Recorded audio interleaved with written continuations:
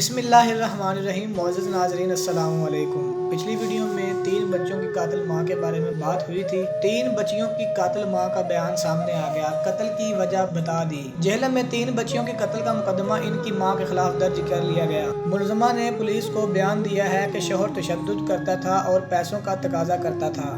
ادھار رقم لے کر شوہر کو دیتی تھی، اس بار بھی شوہر نے پیسے نہ دینے پر تشدد کیا تو اس کے جانے کے بعد غصے میں آ کر تینوں بچیوں کو قتل کر دیا، خود کو بھی زخمی کیا اور کمرے میں آگ لگا دی۔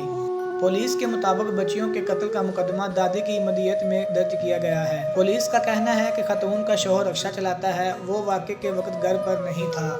واضح رہے کہ 2 روز قبل جہلم کے گاؤں ہرن پور میں مبینہ طور پر غربت سے تنگ آ کر خاتون نے پہلے اپنے 3 بچیوں کو قتل کیا اور پھر خودکشی کرنے کی کوشش کی، جس میں خاتون شدید زخمی ہو گئی۔ دوستو، یہ تھی آج کی چھوٹی سی ویڈیو۔ ملتے ہیں اگلی ویڈیو میں۔ اللہ حافظ۔